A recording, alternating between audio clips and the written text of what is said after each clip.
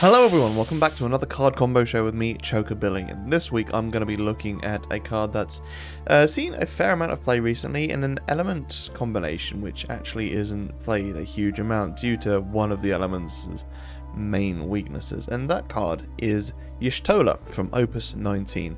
So a really cool card in my opinion. So when Y'shtola enters the field, you may receive 1 point of damage. When you do so until the end of the turn, Y'shtola gains haste and cannot be blocked, and when either player receives a point of damage, choose one forward opponent controls, deal it 4,000 damage.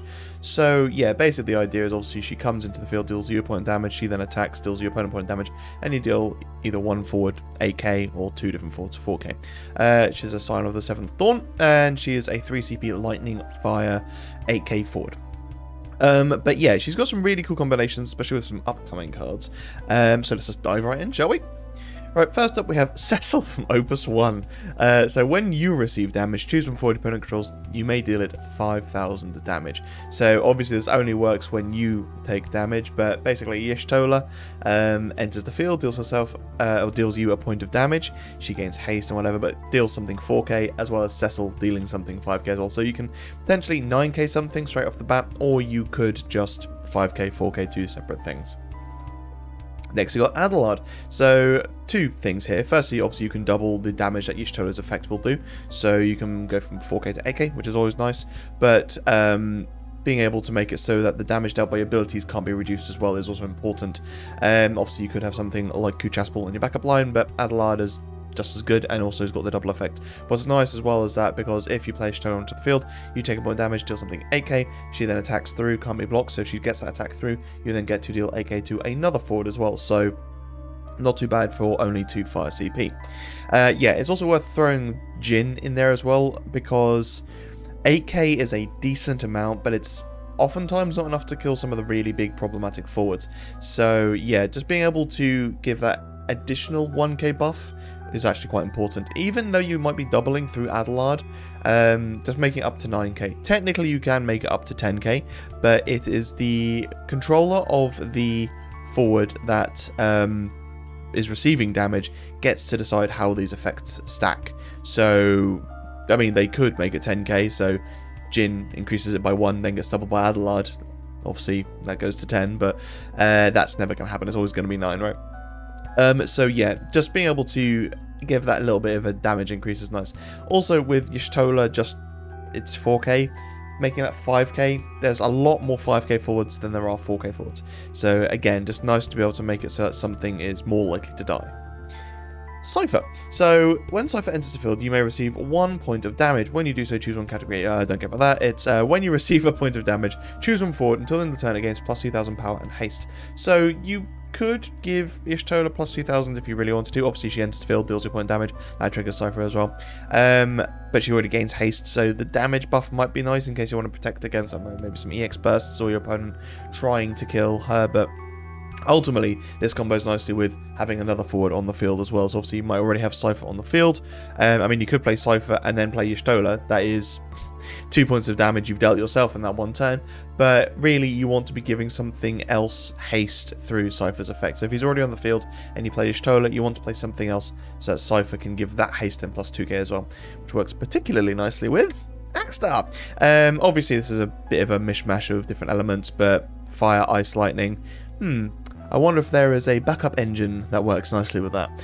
Either way, you could have Cypher already on the field, you play Axstar onto the field to then play Y'shtola onto the field, and yeah, you get to dull and freeze all your opponent's forwards at a 3C or other than 3 CP. You take a point of damage, Y'shtola gains haste and can attack through, and then that also triggers Cypher to then be able to give Axstar plus 2k and haste as well. So that means Axstar, when he attacks, provided Cypher, Axstar, and Y'shtola are all there, he gets still 9k something. Not to mention you've also got the 2 pings of Y'shtola's 4k when she both deals the damage to yourself and to your opponent as well. And then obviously if Axstar attacks deals 9k something, maybe gets rid of a potential blocker, deals a point of damage again. So yeah, I just think it's a really cool combination. I've never really used Axstar that much, so this might actually be a little deck I might have to try out sometime soon. Knight. So, you can dual put Knight into the break zone, choose one active forward, deal it 4,000 damage. If you received a point of damage this turn, deal it 8,000 damage instead. This is one of the weaker of this card, or this type of card, because it's choose an active forward, but you have to receive the point of damage. So, it's always going to be a case of your opponents hit you at that point, then Knight can't kill that forward anymore. Now, it can be preventative, you can use it against another forward that might attack, but that's not great. So basically, playing the Y'shtola onto the field and dealing yourself a point of damage, and then being able to use Knight alongside the 4k that she deals, might be able to get rid of any other horrible forwards that might be there. Obviously, Y'shtola can't be blocked, so it doesn't really matter that much anyway, but still, having Y'shtola just on the field and your opponent attacking you, having Knight there is quite threatening, because ultimately, you can probably deal something 12k, which is pretty good. Odin, so select one of the two... Select one of the two following actions. Choose a forward of 2 or less, break it, or choose a forward of 4 or less. If you've received a point of damage this turn, break it. So you can always pick the 4 cost, but you have to receive damage. So having Y'shtola on the, or play Y'shtola onto the field, take a point of damage, and then casting the Odin as well for nice and cheap. And, you know, in this style of deck, you might be running a couple of cards that are self-damaging, so maybe running this Odin alongside Man in Black as well, to keep on recasting this Odin might be worth it, because it's pretty cheap, and to be able to break for a forward of 4 or less for so cheap isn't too bad. Yeah, like I said, have a Man in Black constantly recurring that as well, so if your opponent does hit you, not only do they have to worry about the 4k from Y'shtola, they have to also worry about the fact that Odin can be cast. Ewan, so when Ewan enters the field, choose one damage forward, break it. What more is there to say? Ramuh, so choose one damage forward, deal it 7k damage. So, again, this is a bit of a weird one, because, I mean, it's just a nice little 1 CP pocket, summon to have. It's like, oh, you've hit me, and I deal you something 4k. Here's Ramuh, kill that forward.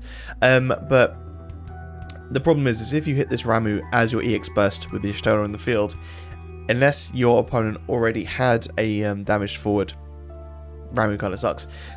So yeah, obviously Y'shtola, you take the point of damage, you then get to assign 4k to something, but if you hit Ramuh as that point of damage, Ramuh can't target the thing that Y'shtola is going to deal the damage to, because it's not damaged at the point of the EX burst resolving. But, you know, if you take a couple of points of damage, the first one Y'shtola, 8k, 4k something, second time, then you've got Y'shtola again, which could 8k that one forward, or Ramuh to potentially finish it off and 4k something else, I don't know. But yeah, it's not the best, but actually, in a lot of decks that run lots of small chip damage summon, I really like this.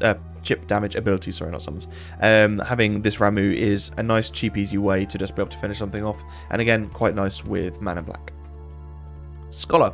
So Dull, put Scholar into the break zone, choose one damage forward, deal it 8,000 damage. So similar to the Knight that I showed earlier, but this is much more preventative, because you can deal 8k to any forward that's taken damage. So, I mean, I guess they're kind of the same, because they have a certain prerequisite there, but an active forward versus a damaged forward, if you're taking the point of damage from Y'shtola, you know, that can be any forward on your opponent's field, even if it's the one that's just attacked.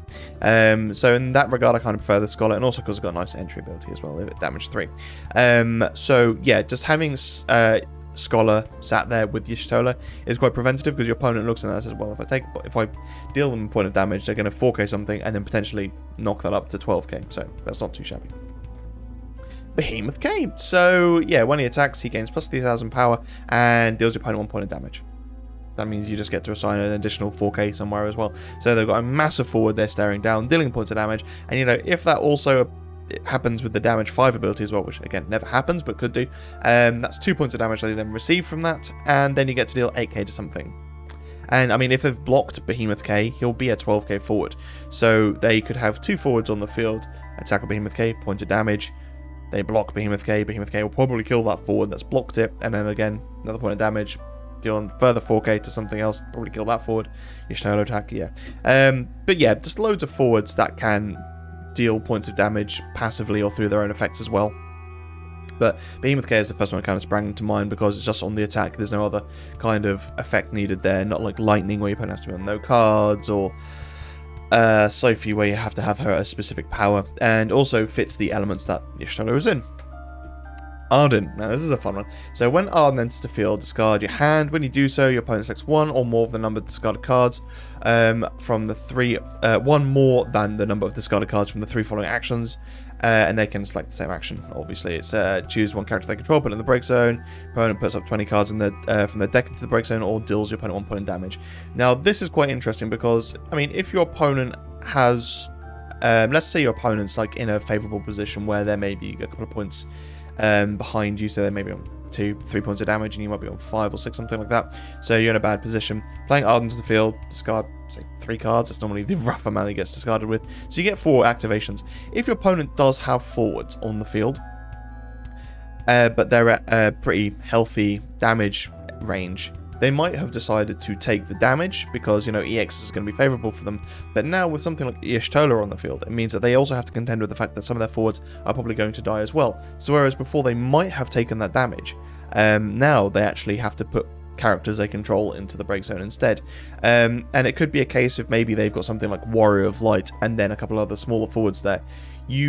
They can just put those smaller forwards into the break zone, which is good for you, whereas because they're worried about the fact that if they take, say, 3 points of damage, Y'shtola is then going to kill the Warrior of Light.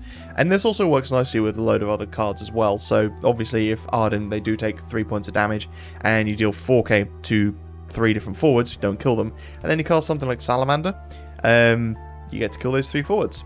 So yeah, it just means that they really have to consider about what options they pick. Obviously, they could just choose one character they control, put it into break zone multiple times, because that means they don't take the points of damage, but the forwards will die. But they have to consider the fact that that is going to put them on the back foot as well, because you're gaining forwards whilst they're losing forwards. I mean, if they've got lots of monsters, then it's quite good for them as well. But either way, a fun little combo.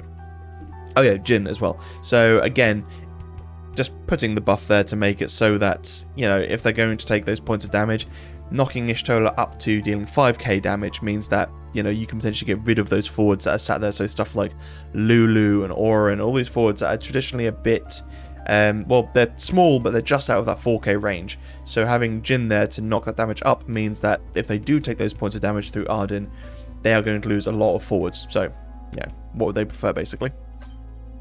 Lice. So, when a party you control deals damage to your opponent, draw 1 card. Lice deals your opponent 1 point of damage. The effect will only trigger once per turn. And then obviously if a forward forming a party you control is dealt damage becomes 0 instead. Now, Y'shtola, when she enters the field, she obviously deals you a point of damage. But that doesn't count for Lice because it's obviously damage to your opponent. However, if you were to party with Y'shtola, then she then can be blocked, because if the other forward can be blocked, then the whole party can be blocked. But unless they've got a massive forward that they're willing to sack off for a big party attack, and also they wouldn't take damage because of Lysis effect, so, you know, it's quite nice. But it means that ultimately, you take a point of damage, Y'shtola, deal something 4k, you then party attack with 2 forwards, deal a point of damage through the party, deal something 4k, and then Lice will draw you a card, and then deal another point of damage, a further 4k. So, yeah, just a nice way to be able to kind of increase the damage. Kind of annoying that Lice isn't a Scion, though, even though there is a Lice that, or sorry, a Lys that is a Scion, but either way, it's just a bit more Final Fantasy 14 synergy. Alize. So when she enters the field at damage 3, choose a forward, a job, Scion of the 7th Thorn, in the break zone, add it to your hand. That's pretty much it, which leads me into the Opus 20 card, Alize, which was recently spoiled in the card of the week. Now, Alize and Alphino don't actually have that great of abilities, in my opinion, but the cards are beautiful. And this card is the more playable of the two, because when she enters the field, choose a job, Scion of the 7th Thorn, off cost 3 or less in your break zone, play it onto the field. So you can be in just straight up mono lightning, not that anyone really plays that anyway, but to play Alize to then play Y'shtola, which isn't too shabby. It's a nice little push for game. Yeah, that's pretty much it, because that's all this card's really got to offer. Salamander. Yeah, I went over this already. But Y'shtola, take a point of damage, attack, deal another point of damage, 4k to 2 separate forwards, cast Salamander, that's a further 5k to those forwards. Hopefully you kill a couple of things. But it's also just quite nice because if your opponent has seen you play Salamander, or you've got Salamander in your break zone, you've got Y'shtola on the field, they can't kill it, but they want to attack through, then they have to be very wary about how many points of damage they deal you, because if you've got Salamander, you're probably going to kill lots of their forwards with it. Hien. Now this is a fun little combo. So obviously when Hien attacks, activate all the category 14 forwards you control. Until the end of the turn, they gain this forward can attack twice in the same turn. So you play Y'shtola onto the field with Hien already there, or you can play Hien onto the field if you've got 5 fire characters, then he gains haste as well.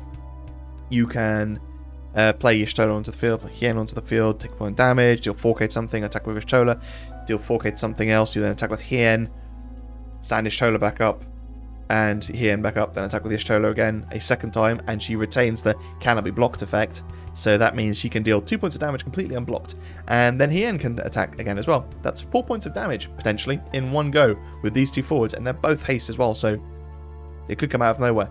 Now, obviously, you want to combine probably Hien with something like Cyan, because every single time a samurai attacks, they will deal 1,000 damage for each samurai you control. So let's say you've got 4 or 5 samurais in the field. You play Y'shtola, you play Hien, you attack with it, or you play Y'shtola on the field, take a point of damage, deal 4k to something, you attack with Y'shtola, deal a point of damage to your opponent, deal 4k to something else, you then attack with Hien, and then you get to deal 4k, 5k to your opponent's board, and kill those two forwards that Y'shtola damaged. They then stand up, Y'shtola stands up, Hien stands up, Y'shtola attacks again, deals a point of damage to your opponent, kills another of the forwards because, again, they've taken 4 or 5k from Hien's initial attack. Hien attacks again, you just get the board wipe regardless. So, you know, it's really, really good. Nice way to actually be able to get rid of some bigger forwards like Warrior of Light. But, yeah, ultimately, that's a potential of 4 attacks out of nowhere. You could have no forwards on the field. Y'shtola can't be blocked. Hien, big and with Cyan on the field, dealing lots of damage to your opponent's board as well. So, you know, that can work quite nicely. And that's it, folks. So, yeah, the Y'shtola, when she was first announced, I wasn't hugely taken on her, but actually there's quite a few cool things you can do with her. It just takes a little time for these things to come out of the woodworks, doesn't it? Similar with the Warrior of Light as well. It took a little while to actually see the potential that was out there and realize how much of a boss monster it is. I mean, that's not to say that Y'shtola is broken, because she's not in any way, shape or form, but there is potential there for her to become really annoying, and that constant worry of having, you know, if you deal your opponent a point of damage, they also get deal 4k damage to one of your forwards, and what can they combo that with? Enlightening Fire, lots of things. I mean, Brunhilde, for example, just be able to kill the forward off, gain a card, that's a massive swing in their favor sometimes. So, you know, I really, really like the card though. I think she's a lot of fun. Anyway, thank you so much for watching, guys. Make sure to like and subscribe. Yes, I am starting to say this stuff now, but ultimately you do notice a change in these things when you tell people to subscribe and like. They actually subscribe and like, weirdly enough. Make sure to leave a comment as well. Just tell me what you guys think. What do you guys think of Y'shtola? What would you combo her with? What have you put her with in the past? Yeah, but thank you so much for watching, guys. Stay safe, be lucky, and I will see you in the next video.